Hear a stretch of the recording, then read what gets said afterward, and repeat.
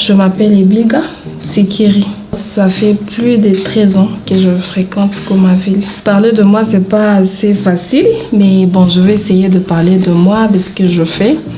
Personnellement, je suis d'abord chrétienne et je prie ici à la CBK Gomaville. Deuxièmement, je suis psychologue de formation.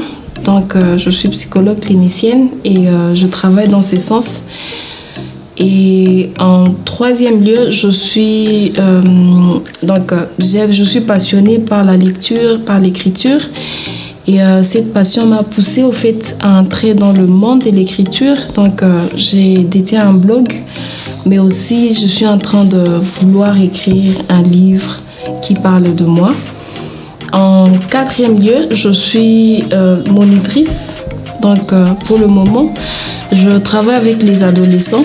Donc, ça fait déjà presque 5 ans que je suis responsable de la classe des adolescents. Mais je travaille au fait avec tous les enfants parce que j'aime les enfants. Sur mon blog, j'écris sur la vie quotidienne. Je parle beaucoup plus de moi dans ce blog parce que personnellement, depuis toute petite, j'étais passionnée par la lecture comme je l'ai dit au début. Et cela m'a poussée au fait à vouloir écrire parce que quand je voyais d'autres auteurs, de femmes qui écrivaient, ça m'avait vraiment donné aussi un rêve d'être une écrivaine un jour. Et je ne savais pas sur quoi est-ce que je pouvais écrire, mais je trouvais que si j'ouvrais un blog, si je créais un blog, ça va m'aider à chaque fois à écrire, à parler de mes expériences quotidiennes. Et cela va pousser beaucoup de gens à me connaître, à me lire.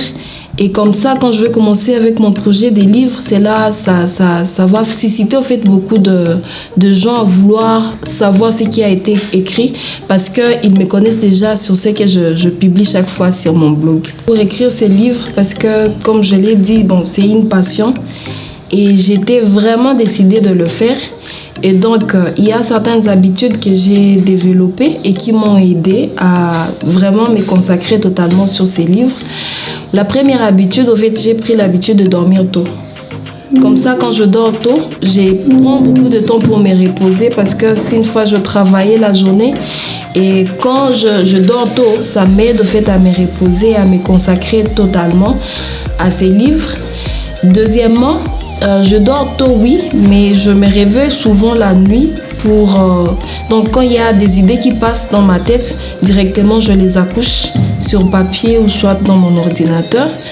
La troisième de choses, au fait, je ne reporte jamais à demain ce que je devais faire aujourd'hui.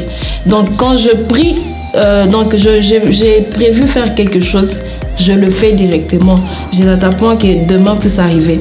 Je suis restée objective et optimiste. C'est vrai qu'à un certain moment, j'ai commencé à me décourager. Je me disais, est-ce que ce sera possible que j'atteigne 100 pages ou plus? Mais je suis restée optimiste et positive et objective. Donc, quand je m'étais fixé cet objectif-là d'écrire le livre, je pris un délai et que j'ai eu à respecter. Et en dernier lieu, j'ai eu à fréquenter des personnes, à lire quand je suis sur Internet. Je lis et je fréquente des personnes en fait, qui ont réussi dans ce sens.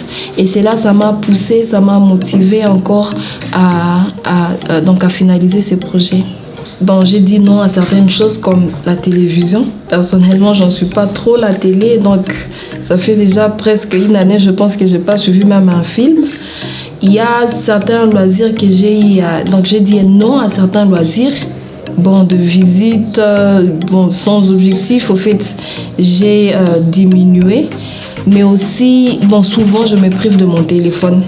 Quand j'ai une tâche particulière à faire, donc je peux même faire une semaine sans être en ligne, sur WhatsApp, sur les réseaux sociaux, pour vraiment mieux me consacrer à ce que je fais. Quelques conseils que je peux donner. Bon, je vais également demander à tous les jeunes de ne pas se sous-estimer. À chacun de nous, Dieu a placé quelque chose de particulier parce que parmi les habitudes, au fait, j'ai oublié de mentionner au fait, la méditation et avoir du temps avec Dieu. Donc, je prends beaucoup de temps personnel.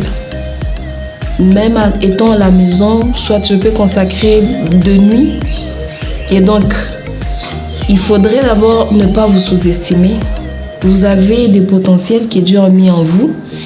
Des deux, il faudrait rester objectif. Pour sur ce que tu aimes, tu es passionné par quelque chose, c'est facile de le faire. Et donc, il faut beaucoup plus cultiver ce que vous avez en vous et essayer de développer ça. Et en tant que chrétien, il faut seulement se soumettre au fait à la volonté de Dieu. Mettre Dieu à la première place. Quand Dieu est à la première place, le même au fait qui est le maître de temps et des circonstances, celui qui a tout créé, il va mettre en vous de nouvelles idées qui vont vous aider à aller de l'avant. Troisièmement, peut-être quatrièmement, il faudrait que vous puissiez fréquenter des personnes au fait, qui ont la même passion que vous et qui ont réussi dans ces sens. Et ces personnes-là vont chaque fois vous orienter et vous donner des conseils qui vont vous aider à avancer. Et en cinquièmement, il faudrait vous priver au fait de beaucoup de loisirs pour arriver à atteindre votre objectif. Je crois que pour un premier temps, ce sont là les conseils que je peux donner à tous les jeunes qui sont en train de me suivre maintenant. Le nom de mon blog, c'est Ebi l'encre. Voilà, c'est sur WordPress. Si vous cherchez, vous pouvez trouver. Ou soit je pourrais envoyer les liens et dans nos différents groupes de l'église. Comme ça, vous pouvez intégrer et essayer de lire ce qui est accouché sur ce blog. Merci.